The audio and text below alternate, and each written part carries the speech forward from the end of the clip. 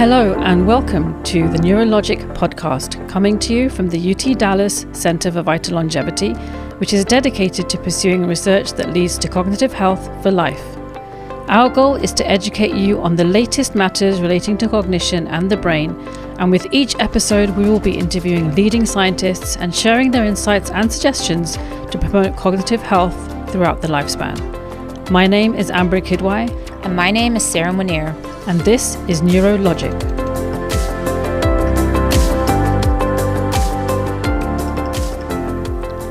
Hey everyone, welcome back to the show. On today's episode, we're talking about decision making. Most of the time, we don't even notice just how many decisions we're making all day. And the choices we make aren't always as rational as we think. They're influenced by many hidden factors like our emotions, moral beliefs, identity, and the stories we tell ourselves about who we are. We also talk about something called reward discounting, why quick, easy rewards are often more tempting than waiting longer for a bigger reward, and how this influences the decisions we make. We also discuss the speed-accuracy trade-off and why making rush decisions usually means making more mistakes. And of course, we can't talk about decision making without bringing up dopamine, everyone's favorite neurochemical, and the role it plays in risk-taking and motivation. We also discuss how age and social context change the way we make decisions, and why older adults might be better at resisting social pressure than younger adults. And finally, we have a very interesting discussion on how biases can influence the decisions that jurors make, which can literally determine someone's fate. We hope you enjoy listening to this episode. Let's get into it.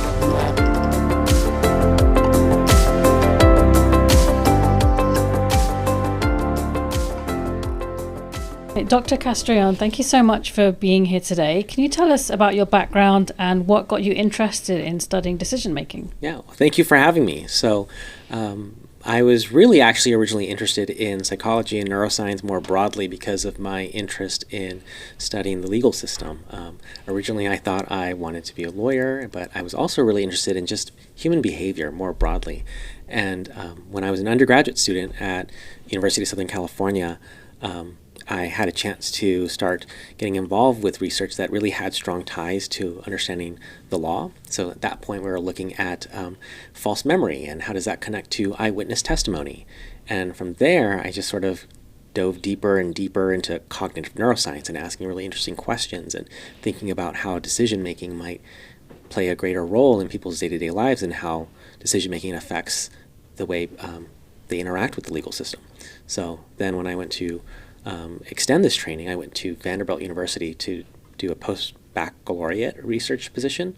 And what was exciting about that place is that they have a law and neuroscience center, and so I was able to take courses by law professors who are interested in neuroscientific questions, people who are interested in thinking about how the brains of criminals can help inform our policies, or how does juror decision-making affect the way we think about the justice system.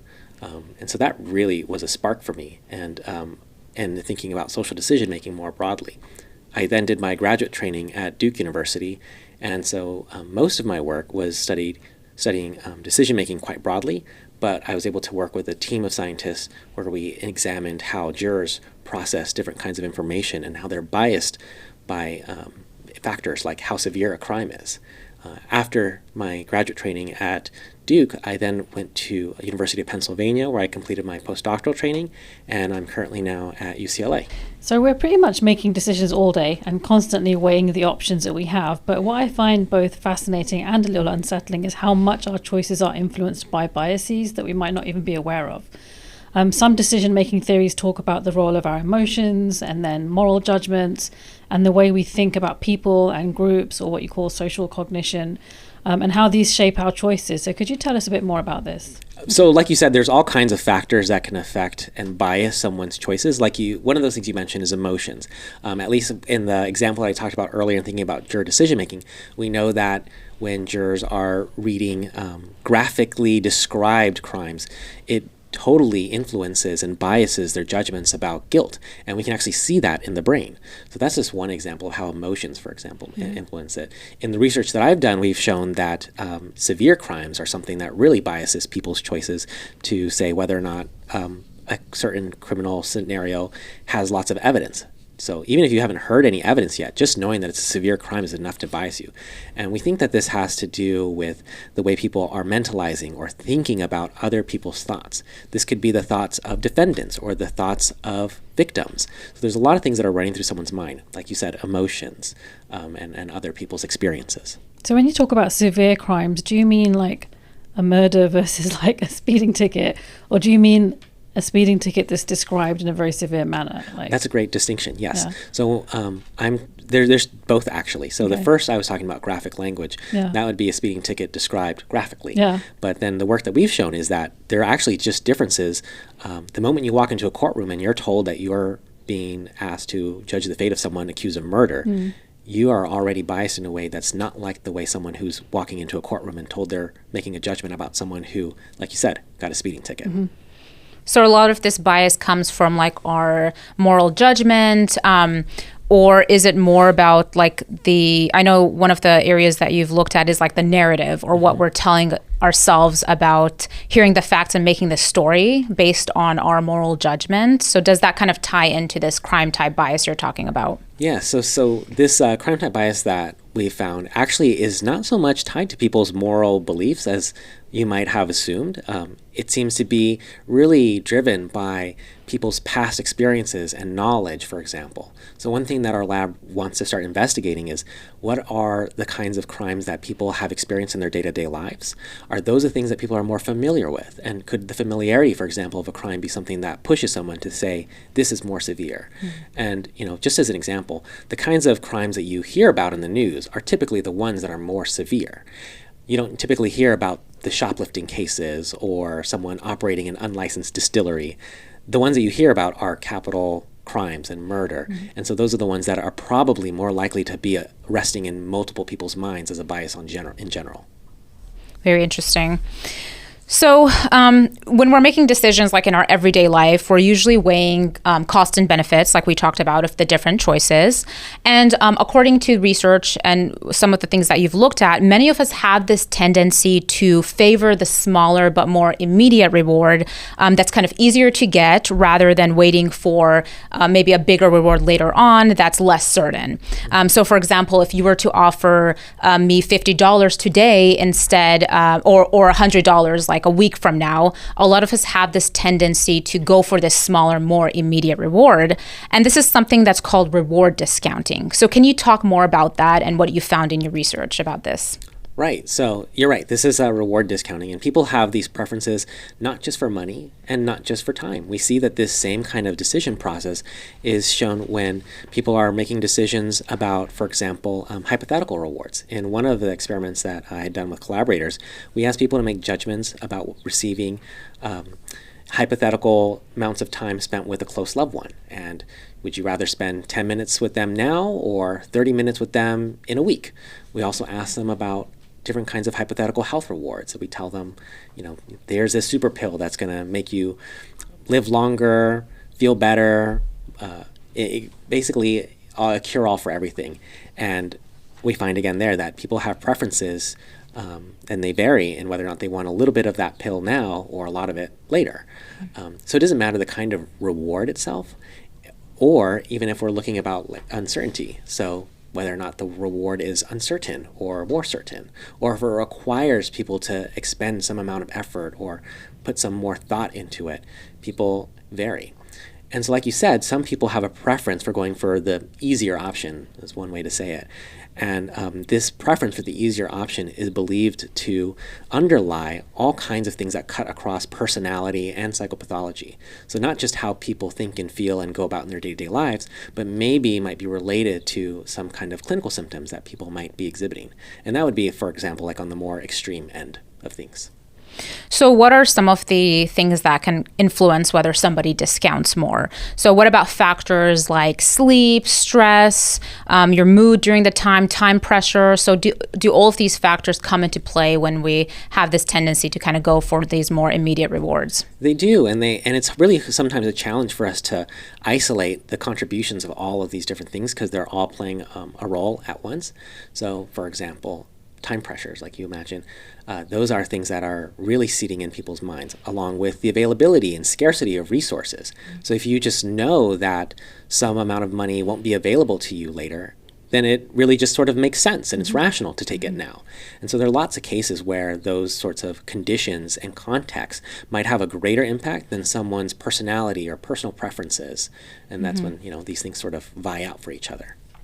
And I'm sure like what also comes into play is how the choice is framed. So for example, if you were to tell someone, this has a 90% success rate versus telling them this has a 10% failure rate, then that might influence how they're making that decision. That's right. So we do see that people have these sorts of biases about the sorts of information that's made available to them. And people might have a sort of preference for the more certain option. And just the way that you say it. There's all kinds of little tricks and things that we can do as scientists to push and pull people's choices. For example, one thing you can do is you can change the way you describe your time delays. So there's a difference between when you tell somebody 1 week versus 7 days, or 1 year, versus 365 days. Those little cues right there are things that people care about, and it does show an ability to move their choices. Yeah, and I think you kind of touched on this also, but there's a lot of subjective differences in the value of something. So, for example, maybe making $100 for one person is, nothing much added to their income, but for someone else, it's the difference of whether or not they're making rent that day or groceries. So I'm sure that value-based, that subjective value of something, it also influences decisions. That's right. So, and that subjective value that you're describing can be influenced by these sorts of socioeconomic factors. And those are things that are completely independent of their personality or any kind of pathology that you might see in specific kinds of individuals. And so, like I said, like this context and need is something that's also really important for us to consider whenever we study this. And so we try to study a pretty diverse group of people, and we sample people across the adult lifespan so we can really try to capture as much of the possible variability that there could be. So how much do we rely on our past experiences when we're making a decision in the moment or evaluating the expected value of a choice? That's a great question.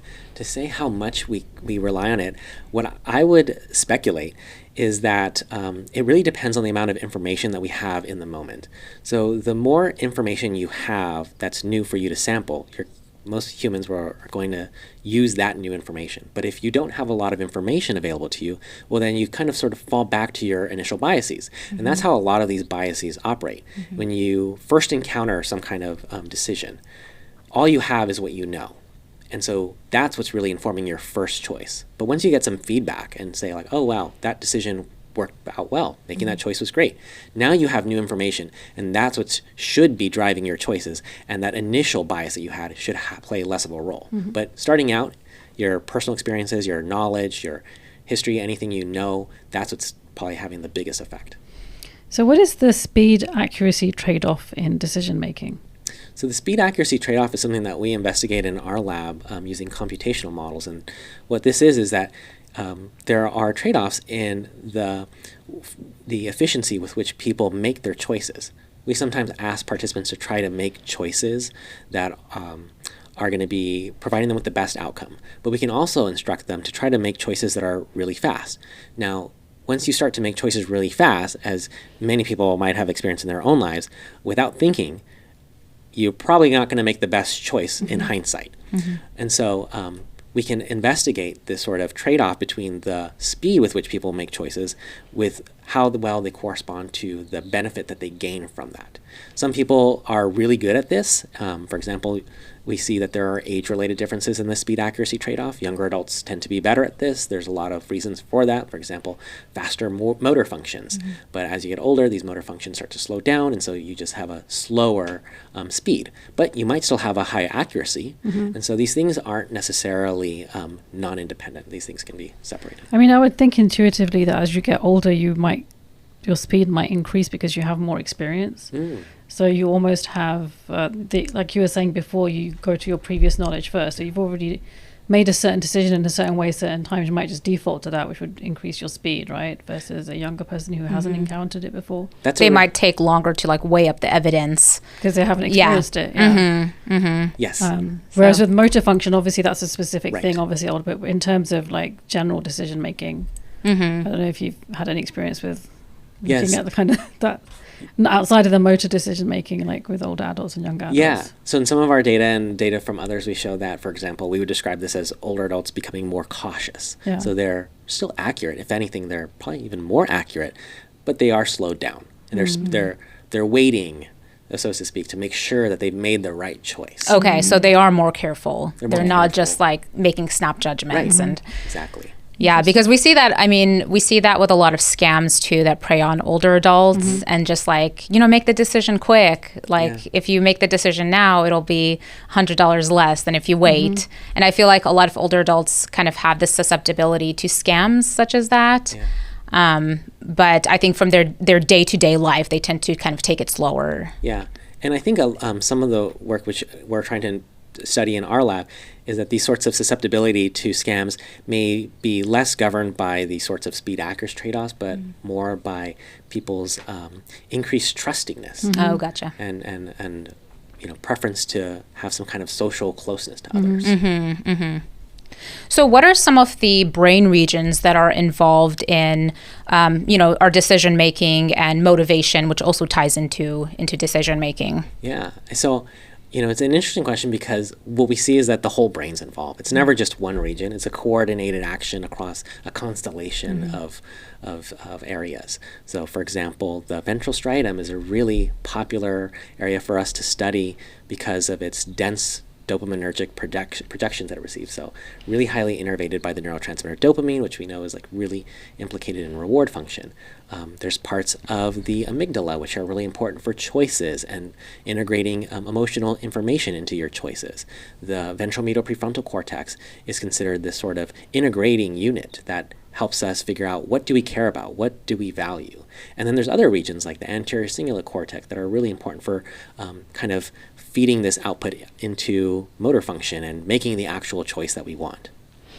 So what have you seen about dopamine's role in decision making? So have you looked at, for example, some individuals tend to make quicker decisions that are more risky. They're more prone to making these impulsive decisions versus others who kind of, what we were talking about, they tend to take a longer time to make a decision and be more accurate about it. So have you looked at dopamine differences between these types of individuals? We have. And so some of the findings that we had initially were a little confusing because we weren't really finding the sorts of associations that you described. It seems to be a little bit more nuanced, more complex than that. It's not just the case that people who have more or less dopamine or more or less efficient dopamine signaling make more or less risky choices, but it's more like people who have more or less efficient dopamine signaling value the choices at hand differently. And they might be more or less sensitive to those values in different ways. So somebody who has really efficient dopamine signaling might be really good at telling the difference between the worth of option A versus option B, compared to somebody who might have less efficient dopamine signaling might see those two options as maybe more equal. And so choosing between the two doesn't really seem like a easy decision. Right. So would one example be like how a person values maybe their social relationship versus like a monetary reward? Exactly. Would that tie into that as, yeah. Yeah. So you've done research on how social context can affect our self-control or our tendency to kind of conform to groups and how this changes from younger to older adults. So what did your research show about how who you're with and what they're doing influence our self-control, and do younger and older adults handle this social pressure differently? Yeah, that's a really fun topic because this is really well studied in adolescents and in children. There's been lots of interest in understanding peer pressures in young adulthood, but less work has investigated this as people get older. I mean, older people have friends too. They're around other people too. And so we wanted to understand whether or not that sort of pattern that we see in adolescence in this decline in susceptibility to peer pressure continues into the aging trajectory. What we find is that actually, for the most part, that pattern does continue, meaning that as people get older, they are less susceptible, but not completely. We still find that some older adults are susceptible to peer pressure. There are lots of open questions for us that we're really interested in investigating, which are probably already coming up to mind for you. For example, who are these people that are around them? Are we susceptible to friends more than strangers? That's something that we're really interested in testing. But so far what we're seeing is that for the most part, older adults sort of gain a lot with their age, and that includes this ability to manage their self-control and kind of set aside any peer pressures in their area. So they're better at controlling their desires, even when maybe somebody's enacting that desire they want. Yeah, you can imagine have that more yourself. Control. Yeah, you can imagine yourself out with friends, and maybe all of your friends are getting drinks, and maybe a younger adult would be more likely to just also get a drink, even if they didn't initially think they wanted it. But we see that older adults would be more likely to maybe say, I'm not going to have a drink because I don't want to drink, and sort of standing their ground. So social context and peer pressure can look different for teens and young adults than it does for older adults. So, for example, it's much more common for teens to experience peer pressure in the form of taunting, physical bullying, or group exclusion than it is for older adults. So when you say social context, does that mean just seeing others enacting the desired behavior, or does it also include more severe forms of peer pressure?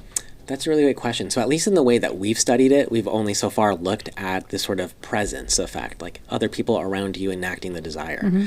But there are other ways where we can see this sort of peer pressure, I imagine, emerge. One thing that I think we're also interested in is not just these sorts of negative sides of peer pressure, but also the positive sides. There's really great work that showed, for example, that older adults are more likely to stick with a fitness program if it's a social program, if other people are also doing that too, and that's really great. So just because there's other people around them doesn't mean it has to be a bad decision outcome. And so that's something we really want to try to leverage and understand whether or not peer pressure can be used for good. I mean, just like you were saying with older adults, they seem to value social contact more. That could be almost like a type of subtle peer pressure, right? Where okay, I want to be with these people. They all want to go to the gym. I guess I have to go to the gym too. It's a double-edged sword. What are these friends doing? Yeah. So emotion regulation tends to improve with age, while some aspects of cognitive control actually decline. So does that play a factor in how decision-making changes as we age?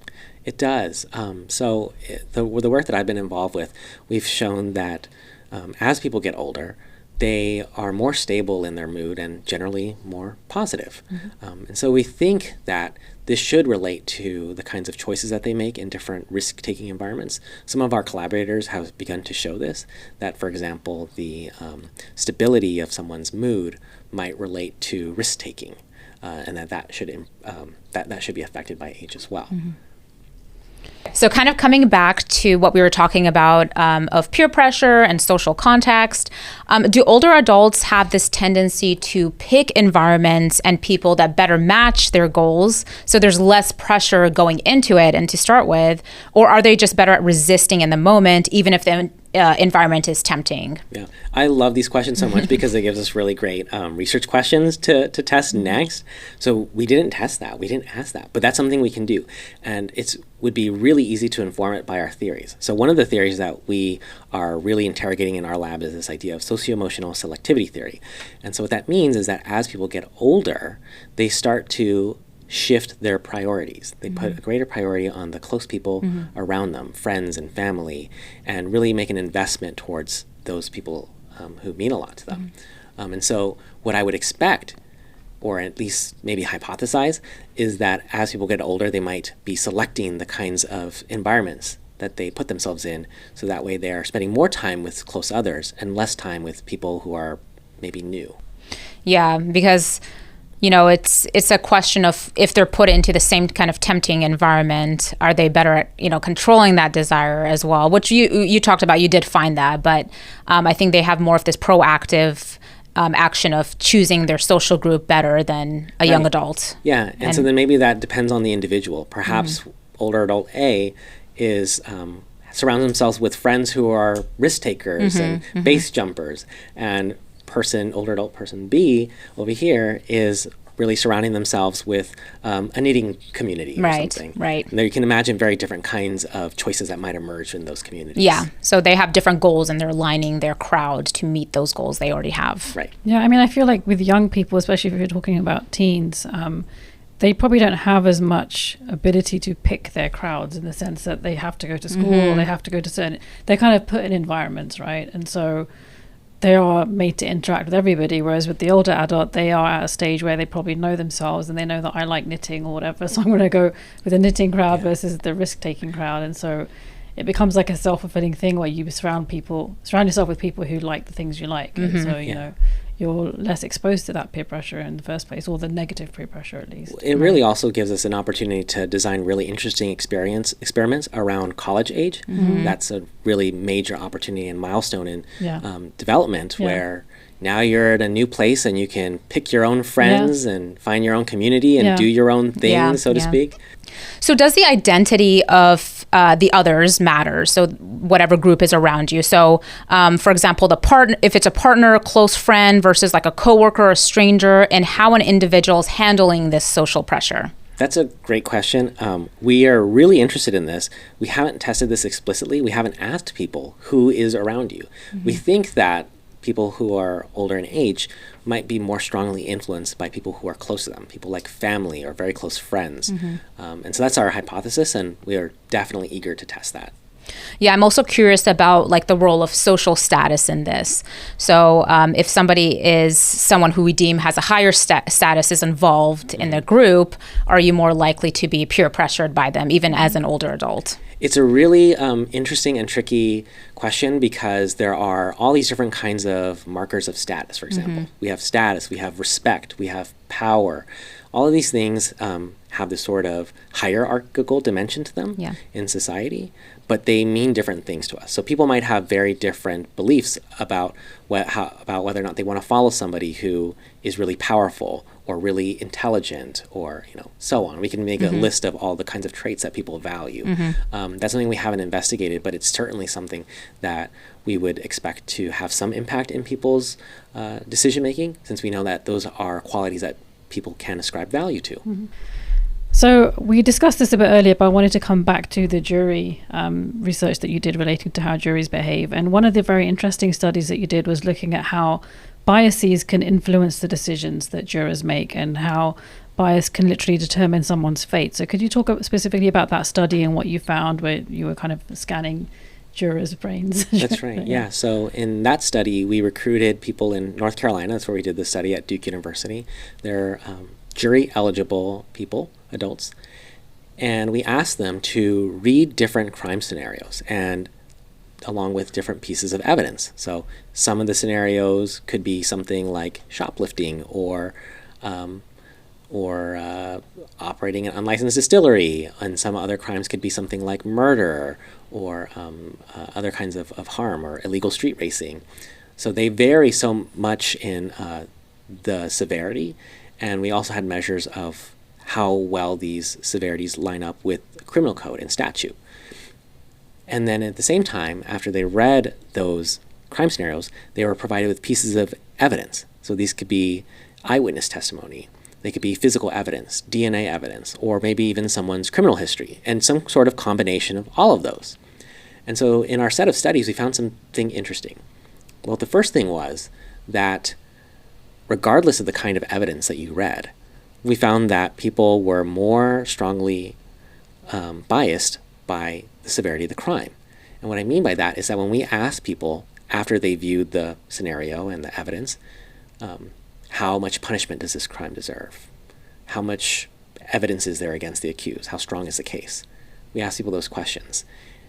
It's the crimes that were most severe that received the highest ratings. So you are told you're going to sit on a murder case, regardless of the evidence that we showed, people are more likely to say that there's a strong case against the accused. So even if the evidence doesn't match up to it, let's say the evidence isn't as good as the lower rated crime, there's still more bias to have that opinion of this needs to be punished and et cetera, and make that conclusion. Exactly. And then the second part of that study was that this was all done while people are undergoing an fMRI scan.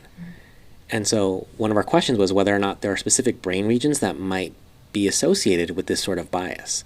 And what we found is that there's specific brain regions like the temporal parietal junction, and these temporal parietal junctions, or TPJs, are more commonly activated when people are thinking about others' thoughts and thinking about others' experiences. So like empathy. Yeah, it could be empathy. It could be really all kinds of things here. And so that's like our next question. So what are people thinking about? Are they thinking about the experience of defendants? Are they thinking about the experience of the victims? That's sort of like our lead into the studies we're currently developing to further investigate, what is it that people are thinking about naturalistically? Yeah, super cool. So these brain patterns that you're seeing is one theory that they're linked to this kind of social cognition about how you think about groups and other people. That's right. Yeah. So, we had some ideas about what this might be driven by. And, we asked, could this be moral judgment that people are engaging in? Is this all emotion? Is this more, like you said, something like social cognition? People are thinking about others' thoughts. And when we look at the past literature in the field in neuroscience, human neuroscience studies using fMRI, and we compared our maps to those maps, our maps did not look like maps like moral judgment or emotion. It really looked like people were thinking about others' thoughts and experiences. And specifically, it lined up with maps that are really associated with studies that were investigating biases and stereotypes and these really broader issues that do intersect with people's experiences in the legal system. Right. Yeah, that's super scary at the same time, because you want to be as objective as you can in these kind of court cases, but these biases are just things that we can't get rid of. And these studies that you're doing and showing these brain regions activated is just kind of reinforcing that notion that biases are not something we can just remove. That's right. Yeah. Yeah, we can just try and be aware of them, I guess. And that actually seems to be the best medicine by sort of informing people of their biases. That's one way to reduce them. So that's another part of our research that we're really interested in seeing if that might also have an effect on the fMRI signal that we're seeing. Could that also attenuate that too? So kind of just reminding them beforehand, be aware of your biases going in, and seeing if that makes a difference. Yeah, normalizing it for people. Let them know that these are things that are that most people have, that they walk into courtrooms with. I feel like they should add that to jury training. Like they should let people know that language that's used is going to affect you, and your biases are going to affect you, and all that kind of stuff. For sure. Yeah, because I don't think people are aware. No. Not a lot of people are aware of just how much it's affecting. I mean, we like to think we're objective people and we're using our reasoning abilities, but it gets you. Your biases get you. So earlier you kind of talked a little bit about the narrative model. Could you elaborate more on that and how it plays a role in our decision making? Definitely. So in the context that we were studying it, we wanted to know whether or not jurors were piecing together pieces of evidence in this sort of probabilistic or mathematical way, or were they sort of just assembling the pieces in a way that made sense in a sort of story or narrative. And these two different theories in the legal research world compete against each other. And in our research, we found that it seems to be that people are leaning more towards this narrative aspect, that people are really trying to make sense of information that they're receiving, comparing that information with their past experiences and their values, and trying to construct a cohesive story. Now, we think that this extends beyond juror decision-making, that it can actually be used to explain all kinds of choices. For example, some of the more popular areas where we see sort of a story take off was during the pandemic, when different stocks started to go wild. For example, a lot of people remember GameStop and these market bubbles that prices started to go up for different assets. And they were fueled by online Reddit threads and stories that people were using to inform the decision of whether or not they wanted to make serious investments. So that's one case where we could actually track the sort of structure of a narrative in society and follow it through to its resolution.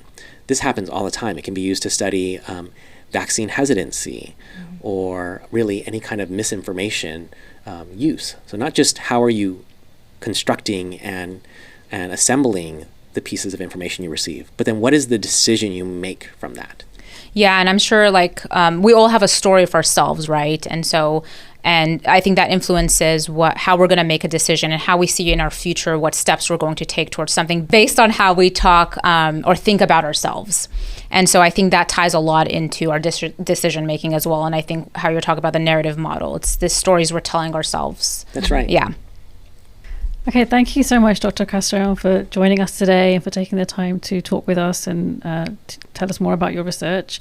Where can our listeners learn more about what you do and your lab? Yeah, thank you so much for having me. It's really always a joy to share the kind of work that we're doing in our lab. They can visit us at our lab website. Sorry, I forgot what the lab website is. It's long. It's like castrellon.psych.ucla.edu. Gotcha. Awesome. Maybe we can provide it in a link. Yeah, we'll add it to the link to our... Okay, thank you so much. Yeah, thanks. Yeah, thank you.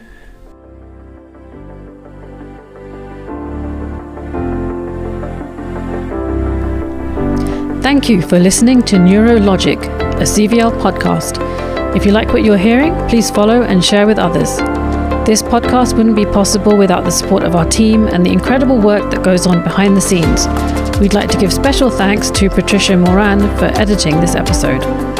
To learn more about the Center for Vital Longevity, just look up cvl.utdallas.edu, and here you'll find information about our research as well as information on how to volunteer to participate in our studies and how to donate to support innovative research to understand, protect, and enhance the vitality of the mind across the lifespan.